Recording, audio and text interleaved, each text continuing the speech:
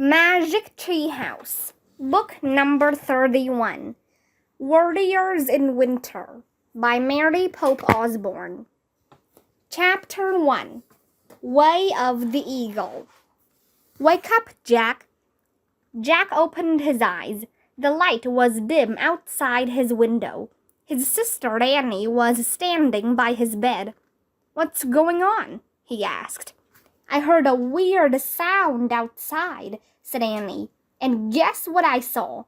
"What?" said Jack. "An eagle," said Annie. "A huge eagle. It was sitting on top of the lamppost in our yard." "No way," said Jack. "Yes way," said Annie. "I'll bet Morgan sent him." Jack sat up in bed. He threw off his covers. "I'm coming," he said. "Hurry, we have to get back home before Mom and Dad get up. Meet you on the porch." Annie slipped out of the room. Jack climbed out of bed. He changed into his jeans, sweatshirt, and sneakers. He grabbed his backpack. Then he crept downstairs and went out to the front porch. Annie was waiting in the chilly, damp air. Dawn was breaking. "There," she whispered. She pointed toward the lamppost in front of their house. An eagle was perched on top. He was dark brown, except for a ring of golden brown feathers around his neck. He stared at them with piercing eyes. "Oh man, that's a golden eagle," whispered Jack. The eagle spread his wings. He rose into the early morning sky and flew toward the woods. "Follow him," said Jack. Jack and Annie ran down the porch steps. They crossed their yard and dashed down the sidewalk after the eagle. "There," said Annie, looking up. She pointed to the bird gliding above the Frog Creek woods. Jack and Annie crossed the street. They hurried between the shadowy trees until they came to the tallest oak. "Whoa," said Jack. The eagle was perched on the roof of the magic treehouse. "Yay," said Annie. "You were right," said Jack. They climbed up the rope ladder and into the treehouse. Sunlight streamed onto the floor. It shined on two small wooden tablets. Next to the tablets was a scroll. "A message from Morgan," said Annie. She unrolled the scroll and read, "Land by the Danube, many years ago, find a Roman legion camp dusted with snow." "A Roman legion camp?" said Jack. "Really?" "What's a legion?" said Annie. "A legion is a unit in the ancient Roman army," said Jack. "A legion had almost 6,000 warriors. The whole army had around 150,000 warriors. And, okay, got it," said Annie. "And what's the Danube?" "It's a river that ran along the border of the Roman Empire," said Jack. "That was almost 2,000 years ago." "How do you know all this?" said Annie. "My school project on the Roman army," said Jack. "Remember that model of a camp I made? And I had to explain it to my class." "Oh yeah, I remember," said Annie. "Rome had the best warriors in the world," said Jack. "They defended the Roman Empire for over 500 years. Great, got it," said Annie. "There's more here from Morgan." She read from the scroll again. "You must each keep a journal. Use tablets of wax. With a pen called a stylus, write down the facts." "So that's what this is," said Jack. He grabbed one of the wooden tablets. "In ancient times, people wrote on these. See, the wood's covered with wax." He picked up a pointed reed. "And here's the stylus. It's like a pen with no ink." "Hold on," said Annie. "Listen to this. Write what you see. Write what you feel. Do what warriors do to make your words real." "How do we do what warriors do?" Jack said. "Roman warriors were the toughest guys on the planet. They had years of training." Maybe Morgan sent us something to give us magic skills, said Annie. Like the baseball caps we wore to be Major League Bat Boys. They looked in the shadowy corners of the treehouse. Jack saw only the Pennsylvania book that would bring them home. Nothing here, he said. Morgan didn't even send a research book to help us. Don't worry, you know a lot from your project, said Annie. Not enough, said Jack. Well, maybe Morgan wants us to learn more on our own, said Annie. Last verse. Give the silver coin to a hero in disguise. He will share with you his wisdom. Be home by moonrise. What silver coin? Said Annie. They looked around the treehouse again. Jack spotted a black coin on the floor. It was about the size of a quarter. Maybe this? He said, picking it up. That doesn't look like silver, said Annie. Silver turns dark over time, said Jack. You have to polish it.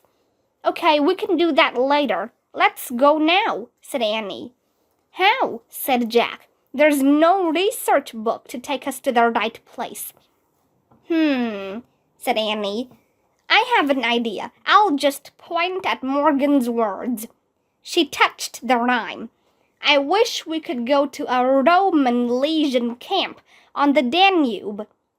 A cry from the eagle pierced the air. The wind started to blow. The treehouse started to spin. It spun faster and faster. Then everything was still. Absolutely still. Chapter 2. Rider on a Black Horse. The air was cold and bright. Brr, it feels like winter, said Annie. Yeah, said Jack, shivering. He could see his breath in the frosty air. We're wearing Roman clothes. Too bad they're not warmer. Jack and Annie both wore wool capes with tunics and boots. Instead of a backpack, Jack had a leather pouch attached to a belt. Annie had a belt and pouch, too. Hey, I'm dressed like a boy, she said. This should be fun. They looked out the window. Snow covered the ground. Sunlight sparkled on a frozen river. That must be the Danube, said Jack. An eagle cried out. Annie leaned out the window and looked to the right. Our eagle, she said. And that must be our Roman camp. Jack leaned out the window, too. He saw the eagle gliding toward a cluster of buildings surrounded by a high wooden fence. Oh man, it looks like my model, said Jack. Yep, and it's dusted with snow, just like in Morgan's rhyme, said Annie. Let's go. Jack and Annie put their tablets and pens in their leather pouches. Jack dropped the coin into his pouch, too. Then they climbed down the rope ladder. The sunlight on the snow was blindingly bright, but the air was bitter cold. Jack pulled his cape closer.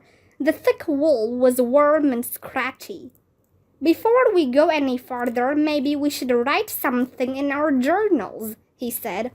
Good idea, said Annie. They pulled out their writing tools. Watch, said Jack.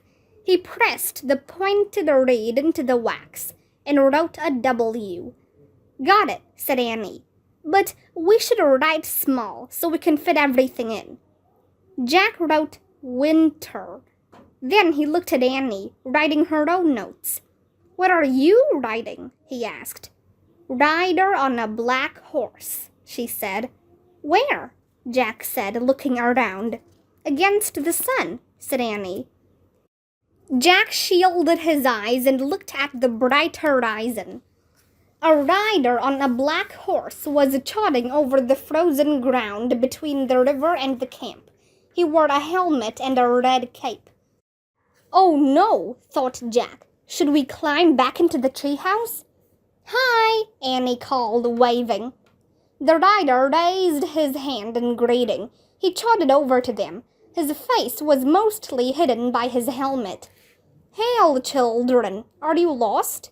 He asked. Jack was relieved. The man's voice was friendly. Not lost, said Annie. Actually, we want to visit that army camp. Have you family there? Asked the warrior. No, we just want to learn more about the Roman legion, said Jack. We're keeping journals, said Annie. She held up her tablet and stylus. Indeed, said the man. You are the first children I have met who keep journals. We plan to write what we see and what we feel, said Annie. Ah, young visiting scholars, said the writer. Have you questions for me? Yes, said Jack. Why is the army camped here? Legion Gemina 14 is camped on the Danube to protect Rome's northern border, said the writer, to keep invaders from crossing the river. Who are the invaders? Asked Annie. Anyone who wants to take away our freedom, said the writer, and destroy the Roman way of life. Do you know how we can get inside the camp? Said Jack. Give the guard the password of the day, the writer said. Mars the Victor. Like Mars the planet? Asked Annie. No, like Mars, the Roman god of war, Jack said. Oh, who's the Roman god of peace? Asked Annie. Pax is the goddess of peace, said the rider. His horse pawed the ground. Pax, I like that, said Annie. Tell the guard you plan to report on the legion's hard work, said the rider. Say you are visiting scholars under the command of the Imperial Guard. Visiting scholars under the command of the Imperial Guard, Jack repeated slowly. Got it. That sounds really official, he thought. The rider squinted at the rising sun. I must return to my station now, he said. Farewell, friends. The rider turned his horse and galloped toward the camp. Jack and Annie watched him pass through the gateway. Let's go, said Jack, and they started walking toward the gate. He was nice, said Annie. Do you think he was an important officer in the Legion? No way, said Jack. He was just an ordinary army guy. He didn't have a plume on his helmet, and he didn't wear armor covered with medals like a centurion. Be glad he wasn't a centurion. Why, what's a centurion? Asked Annie. Super strict commanders, said Jack. They carry big sticks to whack their own men. That's mean, said Annie. They should learn to use their words instead. Jack laughed. Try telling that to a centurion. As they drew close to the camp, a guard stepped out of the gatehouse. He wore full battle armor. He carried a spear and a red shield. Hail, said Annie. Word of the day, the guard said in a deep voice. Mars the Victor, Annie answered. Jack cleared his throat and called out, We are visiting scholars under the command of the Imperial Guard. We have come to write about the camp, said Annie. She held up her tablet and stylus. We plan to spread the word about the Legion's hard work. The watchman lowered his spear. Welcome to Legion Gemina 14, he said, in the reign of Emperor Marcus Aurelius. Thank you, said Annie.